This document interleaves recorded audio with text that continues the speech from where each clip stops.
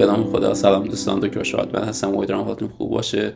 ممنون از اینکه یه بخشی از پیک سلامت رو دارید نگاه میکنید. موضوع امروزمون بیماری وقفه تنفسی در خواب یا همون obstructive sleep apnea هست. یه بیماری بسیار خطرناک و بسیار رایج هست که توی خیلی از افراد شناخته نشده است و اصلی ترین علائمش هم بسیار رایجه که متاسفانه خیلی بهش بی‌توجهی میشه.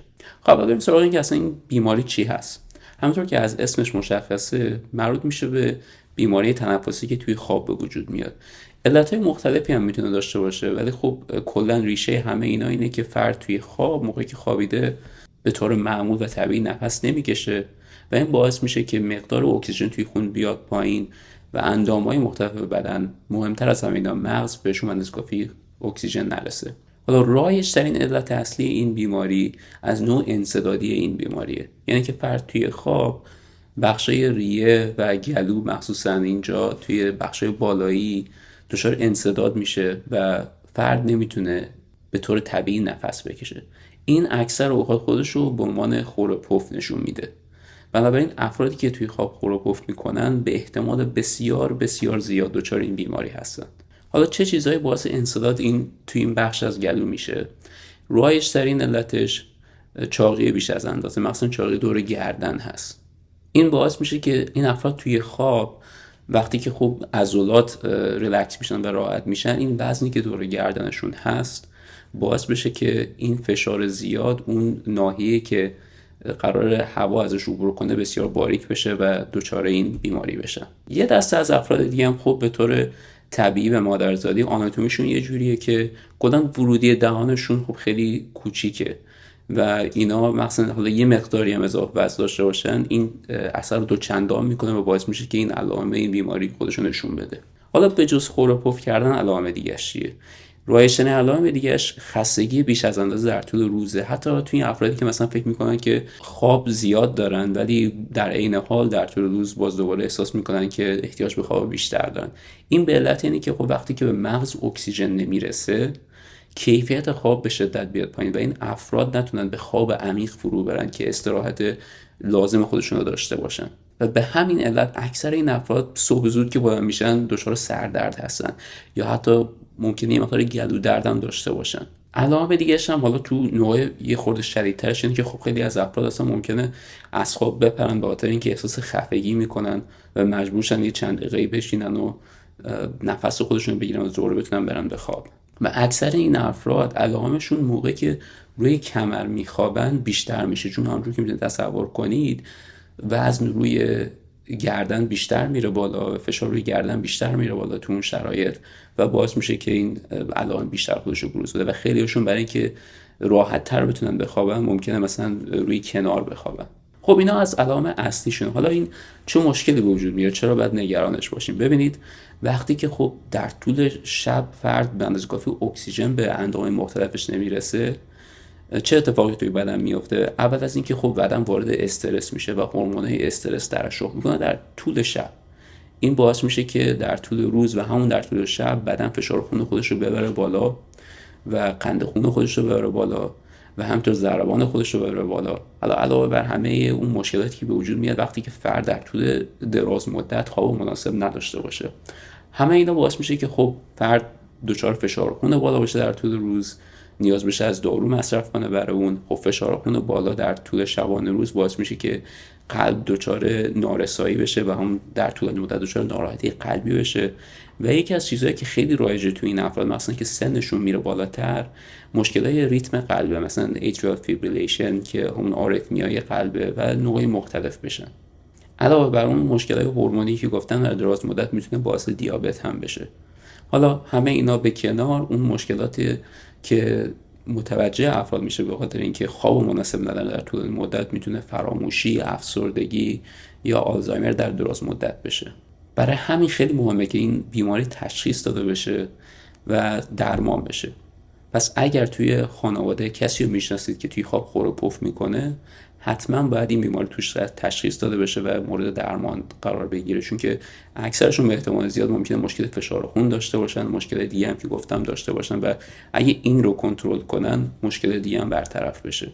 و این به معنی نیست که هر کسی خور و پف میکنه دچار این بیماریه ولی خورپوف یکی از اصلی ترین علائمشه، برای همین با حتما جدی گرفته بشه. خب حالا این بیماری چجوری تشخیص داده بشه؟ راه اصلی تشخیص این بیماری حالا به صورت استاندارد توی کلینیک‌های خواب اتفاق میفته که خب یه شب در واقع اون فرد میره تو اون کلینیک، حداقل توی آمریکا اینجوریه که یک شب اونجا میخوابه و تو موقعی که اونجا هست یک سری سنسورها روی مغز دست میشه که ببینن که سطح هوشیاری فرد توی خواب چقدره. خب همونطور که گفتم وقتی اکسیژن به مغز نرسه، مغز به خواب عمیق فرو نمیره، حتی یه وقتی هم فرد خواب باشه و اکسیژنشون رو در حال خواب میگیرن و نوار قلب هم همینجوری ممکنه بگیرن و اینها مثلا میتونه کمک کنه که تشخیص بدن که آیا فرد مقدار اکسیژن خونش از این مقدار پایین تر میاد یا نه. در کنار این تست هستی که خب بازم میگم برای تشخیص هستیش حتما باید این تست انجام بشه، ولی خب حالا اگر امکان اون تست وجود نداره یک سری تست نمره گذاری هست که حالا من براتون اینجا کنار میذارم که چه سوالایی چه چیزایی باید در نظر بگیره. اگر عدد و نمره شما از یه مقداری بالاتر باشه به احتمال زیاد دچار این بیماری هستید. بازم بگم این پرسشنامه برای این نیست که تشخیص داده باشه، این بیشتر این که احتمال داشتن این بیماری رو یه مقداری بالا و پایین میکنه که آیا ما باید این فرد رو تست بکنیم یا نه. خب حالا راه درمانش چیه؟ راه درمانش اول اصلا بعد اون ریسک فاکتورها یا اون چیزایی که احتمال این بیماری توی این افراد زیاد کردن رو کنترل کنیم. همونطور که گفتم علت اصلیش اضافه وزن بیش از اندازه است، مخصوصا چاقی دور گردن و بالا تنه و خب توی این افراد کاهش وزن خیلی میتونه کمک کنه از راه‌های مختلف، ورزش، تغذیه یا حتی اونایی که BMI یا اضافه وزن بیش از اندازه هست ممکنه لازم باشه که عملهای جراحی خاص انجام بدن یا سری از داروهای کاهش وزن استفاده کنن که خب توی ویدیو بعدی راجع به اینا باهاتون صحبت میکنم. حالا علتهای دیگه که میتونه افراد در معرض این بیماری قرار بده استفاده از داروهایی که عارضه خواب آور بودن دارن. حالا یا داروهای خواب یا یه سری داروهای دیگه که میتونن باعث خواب آوری بشن، مثلا اگه آخر شب استفاده میشه. از جمله این داروها که حالا حد میزنن بیش از اندازه رایج باشه متاسفانه تو ایران دیاسپاما هستن که خب اونا میتونن باعث بدتر شدن این بیماری بشن، مثلا اگر دوزاشون قبل از خواب استفاده میشه. یک مسئله دیگه که میتونه باعث بدتر شدن این بیماری بشه مصرف الکل. حالا الکل که خب ضرری خیلی زیاده داره، نباید مصرف بشه، ولی خب این یکی از علتهای دیگه‌شه. مثلا توی حالا آمریکا زیاده که خب خیلی قبل از خواب ممکنه الکل مصرف کنن که حالا یکی از ضررهای دیگه‌شه که خب نباید به همون دلیل مصرف بشه. خب حالا فرض می‌کنیم با تمام این کارا باز دوباره فرد همچنان این علائم داره. راه درمانش چیه؟ راه درمانش ممکنه خب زیاد براتون خوشایند نباشه، خیلی‌ها وقتی که میشنون زیاد دوست ندارن. راه درمانش هم یک سری دستگاه به اسم CPAP در واقع انگلیسیش مخفف دستگاه تنفسی با فشار میشه. اینا یه سری ماسک‌ها هستن که خب فرد توی شب بعد بپوشه، حالا من عکسشون براتون میذارم که خب با فشار هوا رو وارد بدن میکنه. علتی که خیلی از این افراد دوست ندارن اینه که خب یه ذره صدا میده و کلاً خب یک ماسکیه که خب کل صورت میشه ممکنه خب اون حس رو دوست نداشته باشن. ولی تمام کسایی که من میشناسم استفاده میکنن به مدت چند روز یا چند هفته، تأثیرش رو که توی زندگیشون میبینن و اون حس پر انرژی بودن بهشون دست میده در طول روز، همیشه ازش استفاده میکنن. نکته‌ای که راجع به این ماسک‌ها هست اینه که اینجوری نیست که شما یه دونه از اینا بگیرید و برای همه مناسب باشه. حالا توی آمریکا اینجوریه که این ماسک‌ها باید برای صورت هر کسی به مناسب شیپ اون صورت و حالت صورت فرد تنظیم بشه و هر سال هم باید این ماسکش عوض بشه، کل این سیستم باید عوض بشه که تأثیر خودش رو بذاره. خب حالا در کنار این فرض میگیریم که حالا یکی از این ماسک هم استفاده میکنه باز اون تأثیر مناسب رو نداره یا که اصلا دوست نداره از این ماسک استفاده کنه، راهش چیه؟